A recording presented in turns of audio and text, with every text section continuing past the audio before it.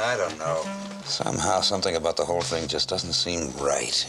Mr. McGee, the man you're looking for, this Dr. Banner, is dead, right? Burned to death? As we ended season 2, we were rolling along very well in the ratings, and we knew pretty well that we were going to get a pickup for season 3, which we did. So we went into season 3 with a sense of what could we do that was going to build off of everything that we'd done already, but at the same time might move us into some different ground. You start doing things in the 3rd season like bringing in people from the past or trying to put David Banner into situations that were verboten in the first 2 seasons. You try to find new ways to peel the onion that was David Banner's life. There was always, because he was a mystery man, there was always something new to discover about him. So you try to plumb those kinds of ideas and see if you can keep the show relevant and vibrant. There were basically 2 kinds of Hulk episodes. One was the episode where Bix was on the way to try to find somebody who might cure him and got involved with people that he met on the road. I had made Dr. David Banner a doctor to begin with so that as a physician he would have entree into various people's lives.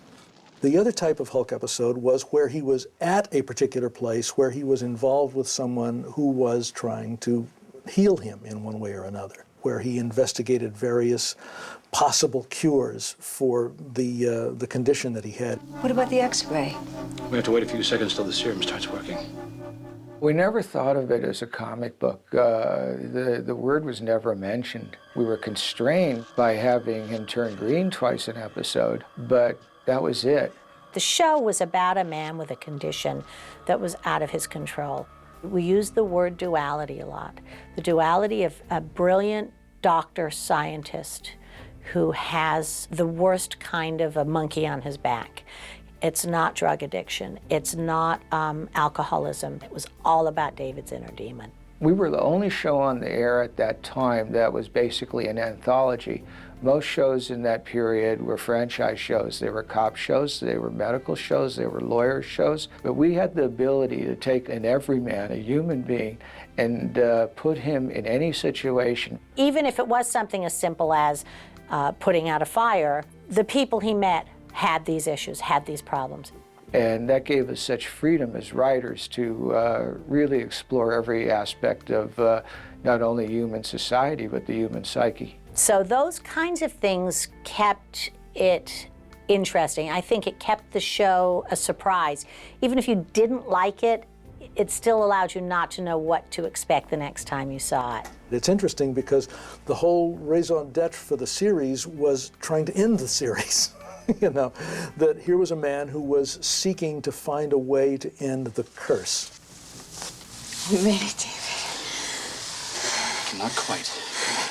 There was a funny thing that happened during season 3, and that was that this British fellow came over from England, where apparently he couldn't get much work, and convinced Universal to hire him to oversee production. He said he could save them millions and millions of dollars.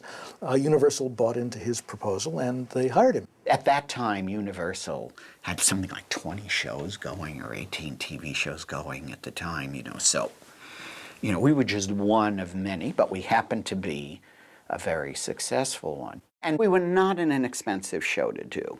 This British fellow began calling all the producers on the lot. He called me and said, listen, Kenny, from now on you have to produce The Incredible Hulk exactly for the license fee, exactly for what CBS is paying us per hour for the show. The Hulk budget was around $600,000 or $700,000, and I said, okay, no problem. He said, oh, that's great. And I said, now, are you going to call CBS or am I to tell them that there'll only be 1 Hulk out per show instead of 2?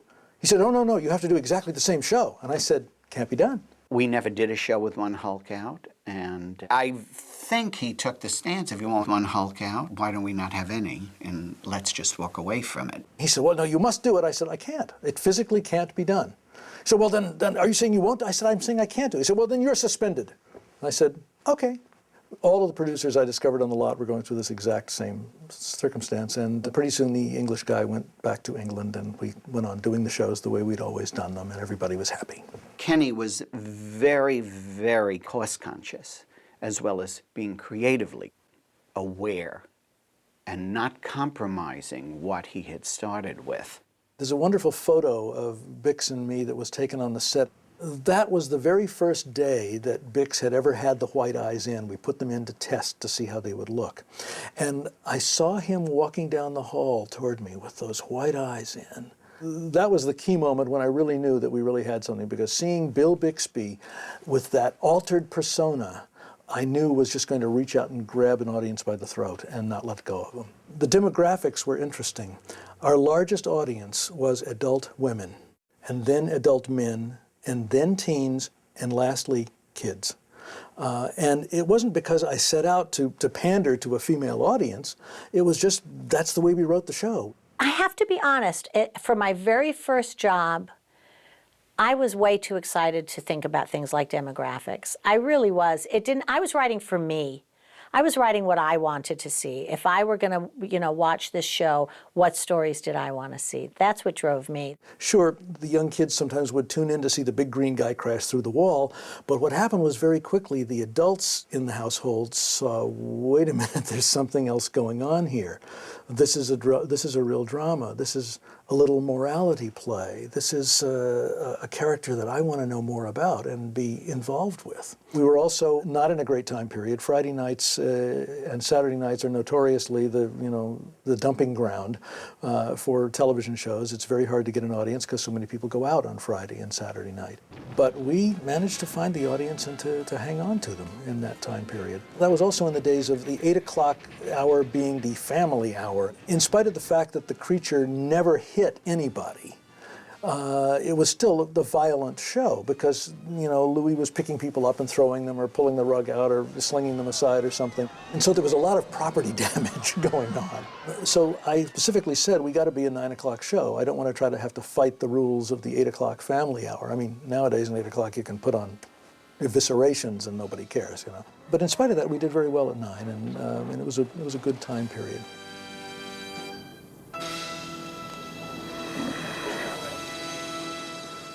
Because of the nature of the show, which was David Banner moves from town to town, we didn't have a permanent set.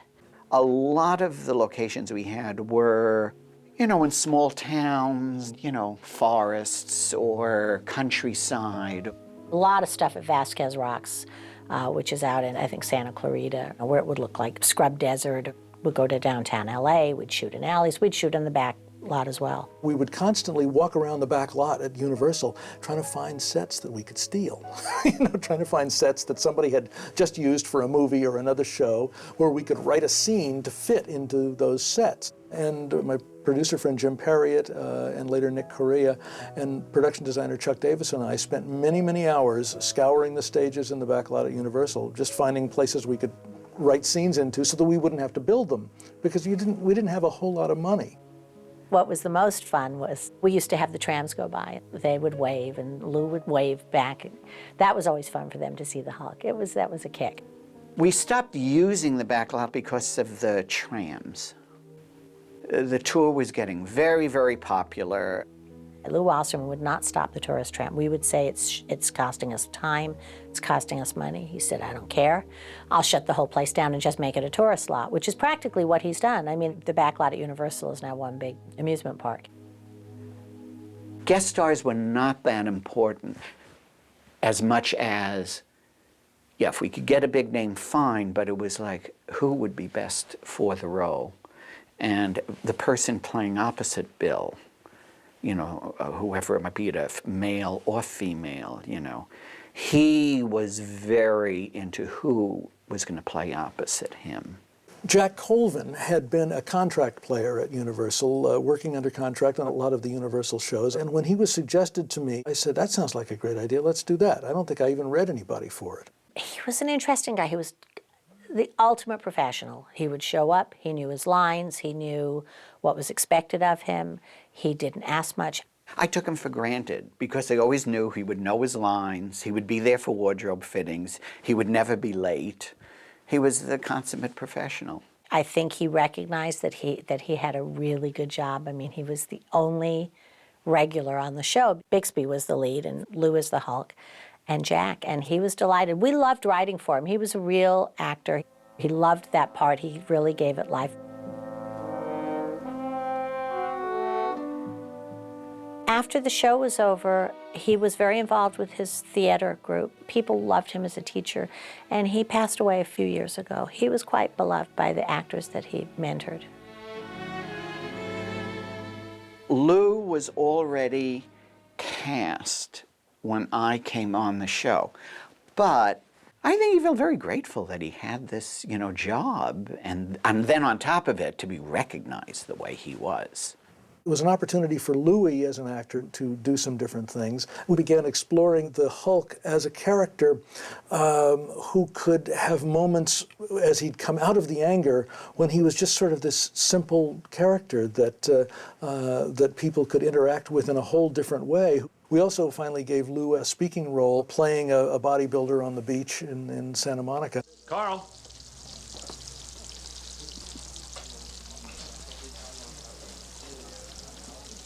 You did get here? Old man yelling at you again?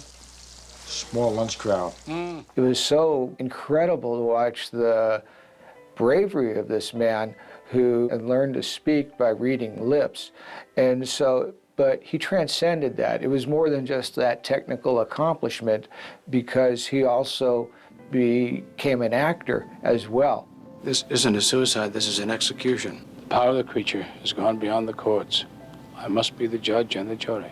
I was very anxious to cast exactly the right person in the leading role. I needed someone who would bring an adult following to it, who was a serious actor, and who would not be thought of as being in something that was anything other than first class. And Bill Bixby was my first and only choice. We sent him the script. His agent gave it to him. Bill said, "What, are you crazy? I'm not going to read anything called The Hulk." And his agent said, "Read it." And Bix read it and called me the next day and came over and said, "Is this what we're going to do?" I mean, Bill was always very intense, right in your face all the time. Oh. And he says, "Yeah, are we really going to do this? Is it going to be this drama? Is it going to be like this excitement, this real human stuff?" I said, "Yeah." He said, "Not going to be all comic booky." I said, No. Bix says, "This is what I want to do." And he said, "Will you stay with it for as long as I stay with it?" And I agreed to be part of the show as long as he was part of the show. And indeed, we were pals from then on. Bill Bixby is the only actor I can think of who could have pulled it off. And I think a lot of it, besides his talent, was his credibility with the audience. They knew that he wasn't going to take them somewhere that would make them foolish. I know an actor in a series knows his character better than a visiting director. But at the same time, the director has his vision. And Bill was always very receptive to that, So the directors did not have the problem that sometimes they have on a show where the actor will say, "It's my show." It wasn't that way with Bill Bixby. And I remember our very first meeting with him. We went into his motorhome to get his notes on the script that we'd written. And so we sat down and he said, on Courtship, I used to send writers crying from the room. And we went, "Oh no, we're in for it." But he loved us. I really think he was very fond of both Jill and I. And there were times we wanted to kill each other, but it was a valiant fight. You couldn't BS the man. The show's running long, we can cut this scene. You're not cutting that scene. That scene tells the audience this about me, and it's going to stay. He wouldn't say it's not good. He never insulted us that way. But he would say, "This could be better. This doesn't make sense. This doesn't track for my character. What am I feeling here? What am I supposed to, what can you give me on the page that I can translate onto the screen?" So he was very good that way. And sometimes we'd get annoyed and he's making us work harder. But he was right, ultimately. He kept that point of view. I wanted to hit him over the head at the moment, but he made a writer out of me. He really believed in the show, worked very, very hard, and purely from a production standpoint, made very little demands. He was an interesting man and very smart and almost too smart. It affected his life, in so many ways that were troubling. And I had a great deal of compassion for the pain he lived in and for, some of the tragedies that struck his life, and trying to cope with them on a public stage is a very difficult thing. Bix had gone through a very, very difficult divorce from Brenda Binet. So there was a lot of angst going on, personal angst. They had had such antagonism toward each other during the divorce times. It was funny, you could see the Hulk coming out of Bix, this anger that he felt toward Brenda during the divorce was very much on his sleeve, and you could really feel it. Bill wanted to, it's okay if I say this, right, Bix? Wanted a show so his son could see that his mom and dad, even though they were going through a divorce, could get along. So he wanted us to write a show for Brenda Binet. And I came up with The Psychic, which was the first show that I wrote on my own, and was about a woman who could read minds and was thinking about suicide because a young boy had died that she couldn't save. Season 4 came the real tragedy when Bix's 6-year-old son, Christopher, died unexpectedly. And then Brenda killed herself out of guilt, and that one was such a glaring, bizarre set of circumstances that everything else pales in memory. Goodbye, David. You be good to yourself. Mm-hmm. It was interesting because after the death of Christopher and then the death of Brenda, that anger, of course, was sort of dissipated. And yet still, Bix was such a consummate actor that he could always go to wherever he needed to get to give you the performance that you needed. He would laugh to me sometimes and say, which eye do you want me to cry out of? You want the right eye or you want the left eye? Because Bix was able to do that. But ultimately it all came from a wellspring of talent that was deep within him that really showed itself all the way through the series.